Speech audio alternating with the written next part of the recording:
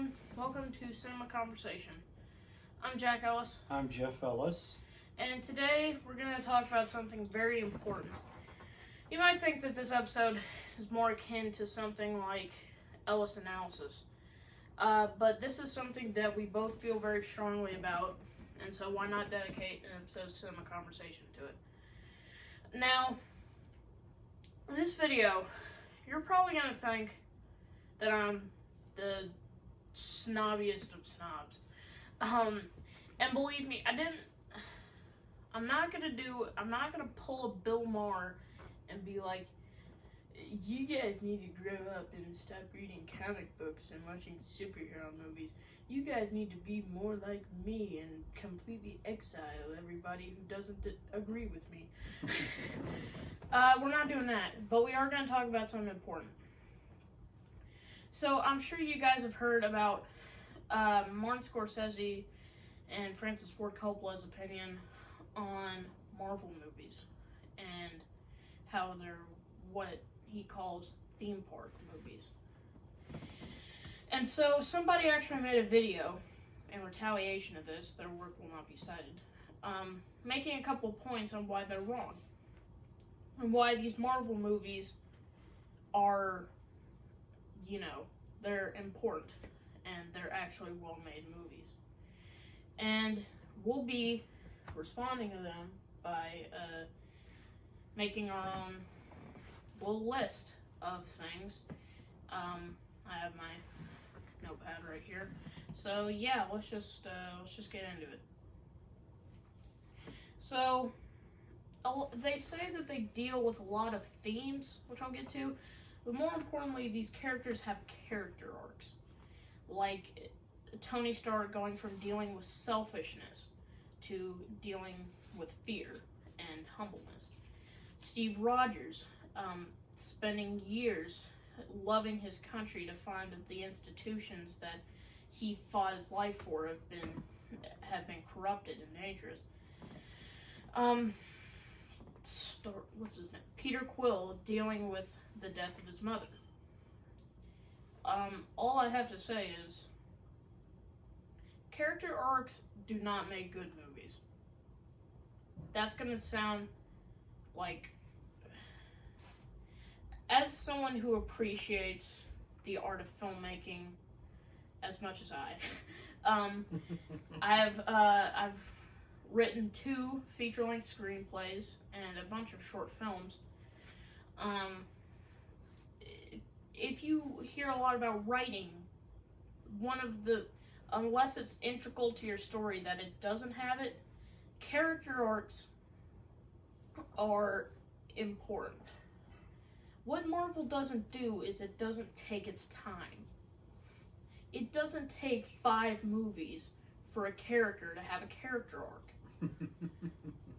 In most movies, it only takes 1. Yeah.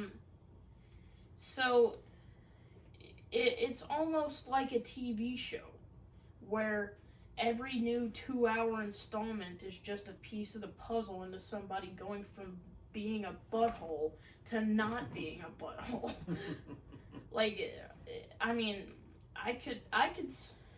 I know that there's a lot of people who really like Marvel and comic book movies. So let me just preface this by saying that Marvel movies can be great and are great. They create complex emotions, great stories, and even comic book movies can be fantastic works of art. Dark Knight, Logan, Joker, all masterpieces. But what they lack that those do are these specific qualities. And one is you never really feel any danger. There's never really something to be lost. When you look at these actors, they're on contract for 5 or 6 films. So, and these movies make millions of dollars. If somebody were to invest in the Marvel Studios, they would make buttloads of money. Do you really think they're going to give it all up for an emotional response? They'll just retcon it.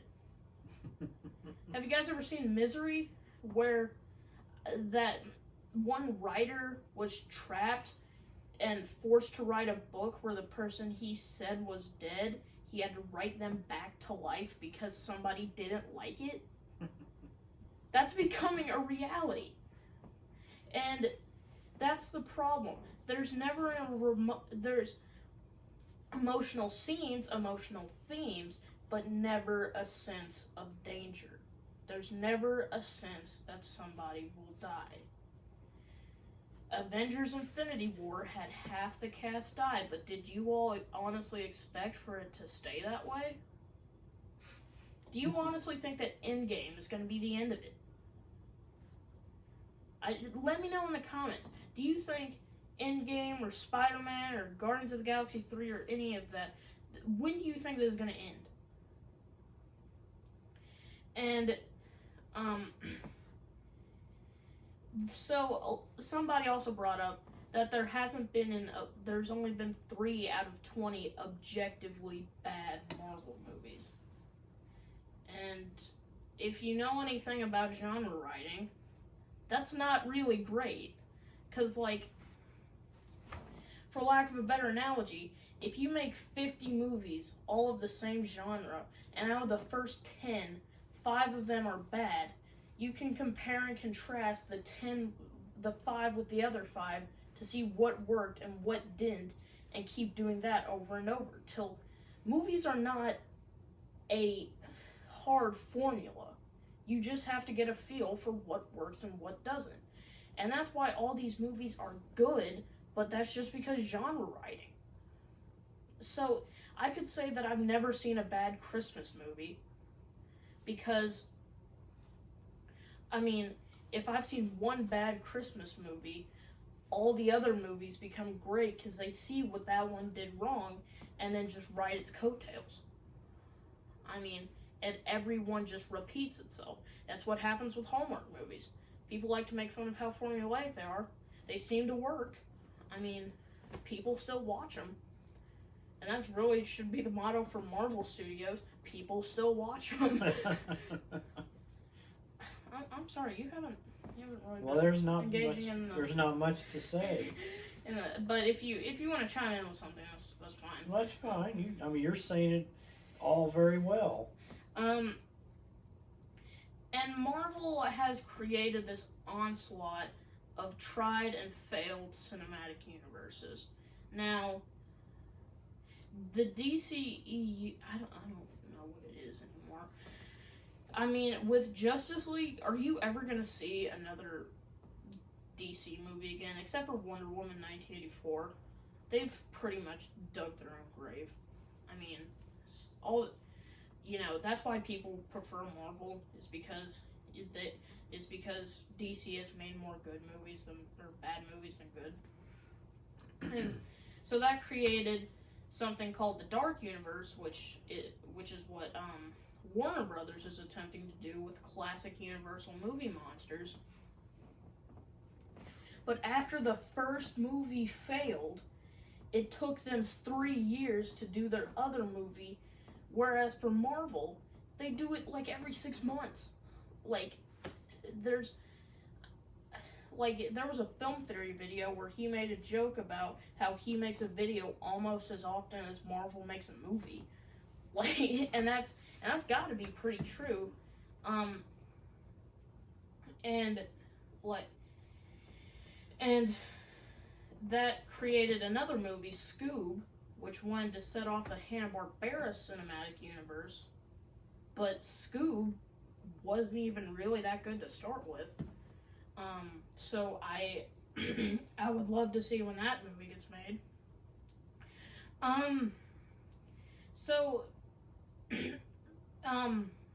It's people say that this will probably be our zeitgeist, that we will remember Marvel movies as a part of our decade, because it's been about a decade.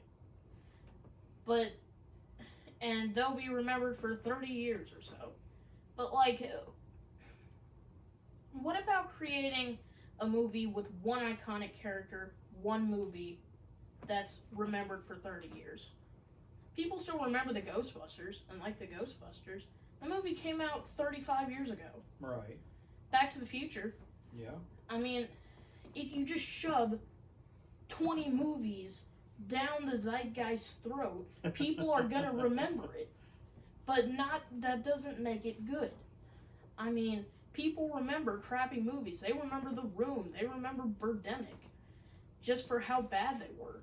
But with Marvel movies, they're either good or painfully average. And that's probably why they'll be forgotten. They'll probably be like the Western, where they'll gradually fade out of relevance. And then it becomes this sort of labyrinth of, ideas that won't work. And that's why the DCEU failed. That's why these other cinematic universes failed. Because they're not trying to be one-off movies. How often are you going to watch Thor? What happened in that one? I mean, Iron Man is pretty memorable, but what about the other ones? You're not going to watch them by themselves. They're not made for that. They're made to be a 2-hour advertisement for the next one. Yeah, that's a great point. And there have been cinematic universes where the movies don't even connect, but you still feel for the characters every single time. Like, it's been widely argued that Quentin Tarantino's movies are all set in the same universe, even though they're not at all connected, and he makes movies to actually make movies and not commercials.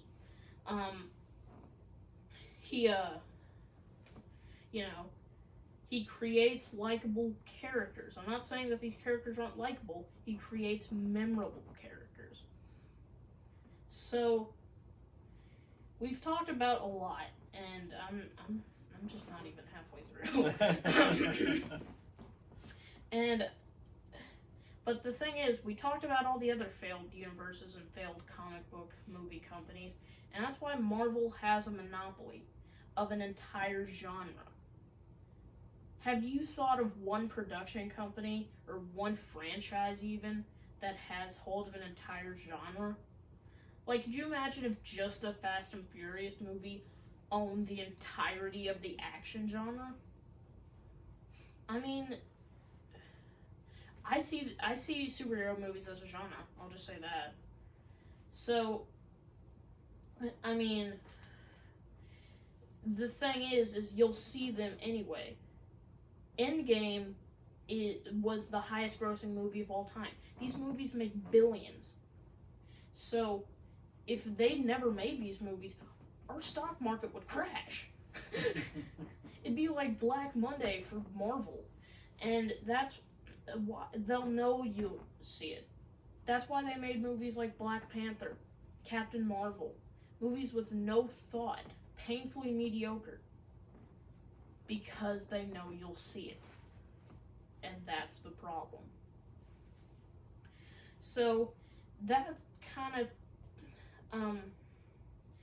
and that brings us back to, let's just,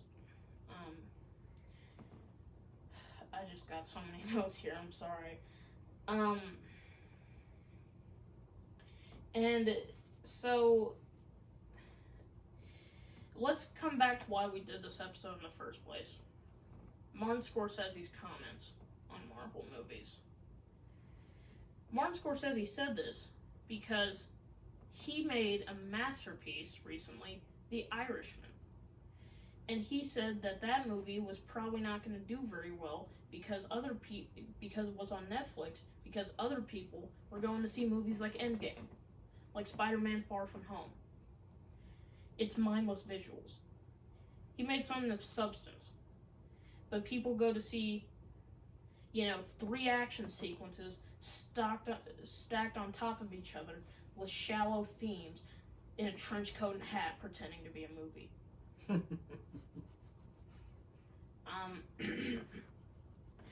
I'm sorry this is... I will probably do like a sort of editorial at the end. I'm just trying to get all my points down because, God, I have a lot of them. But I've been kind of trashing on Marvel movies. Let's talk about the ones that I like. I love Guardians of the Galaxy. I love Ant-Man. I love Thor. I like these movies. They generate emotional responses, but they're not as good as everybody says they are. Having complex themes does not make a movie great. And you're saying, well, Jack, you're kind of a hypocrite. You kind of ragged on themes and commended themes in your Get Out video. Well, like I said in my Get Out video, I don't know if I said this, but it's what I was implying. Deep themes can make a good movie great, but they cannot make a bad movie good. That's all I'm going to say. Because, The Shining. The Shining has been so deeply analyzed over the years that nobody really even knows what it is anymore. That's what themes do to movies. If there's clear commentary and themes in the movie, then it's good.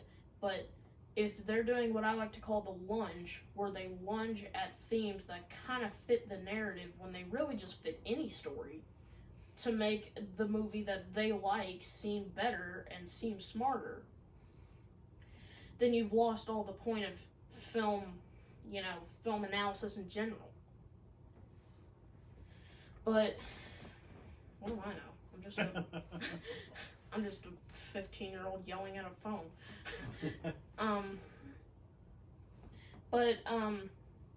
Yeah, and so I want to talk about the themes of Marvel movies and how Steve Rogers fought his entire life for a country that has become corrupted and doesn't like him anymore.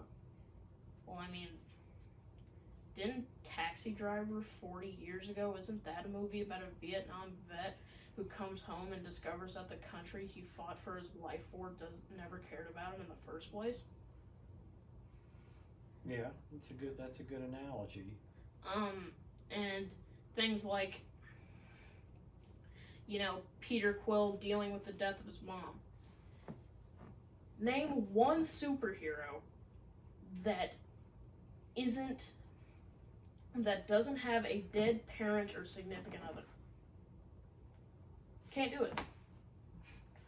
I think Ant-Man or something like that, I don't know. But there's the whole thing with Gamora and Nebula, who were raised less as battle slaves, but more than sisters. And that's a good subplot, but it's overshadowed by visuals and the death of Iron Man and the death of Black Widow. They all fit under this umbrella of emotional themes that seem disingenuous because the whole movie is leading up to the action sequence. Emotion is something that is supposed to be at the forefront and action in the background.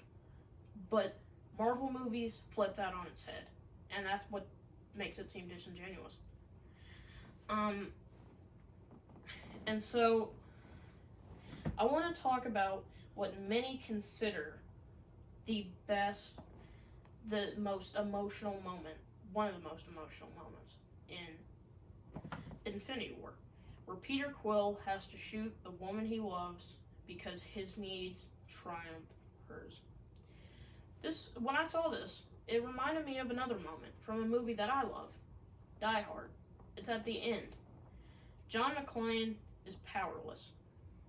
He drops his gun. He's surrendered. An evil man is pointing a gun at the woman that he loves, and he is completely at the mercy of a man who wants him dead. And he cracks a joke, and they start laughing. But that was part of his plan, because that would distract him so he could pull out his gun and get the drop on him. But in Infinity War, he cracks a joke, but not as part of his plan, but for the audience. So you can kind of see a tonal shift. Or, I think he called him like Grimace or something like that. So, it's funny, but it's not in the right place. And,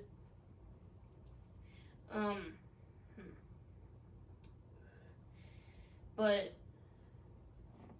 these emotional themes can be conveyed better in comic books rather than their movie counterparts, because comic books have the time to pace themselves, because they don't have to, no matter how many movies you plan ahead for, they don't have to,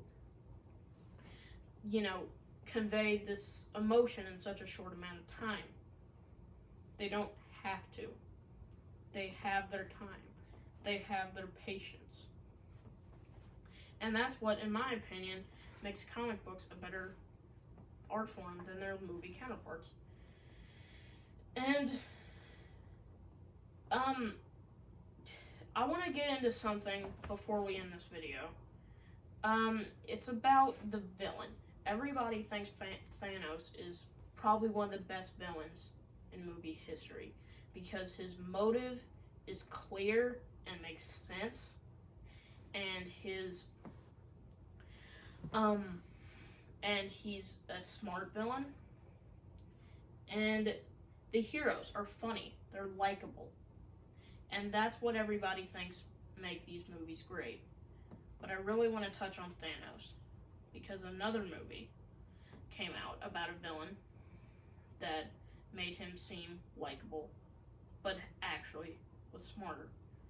You know the one I'm talking about. It's Joker.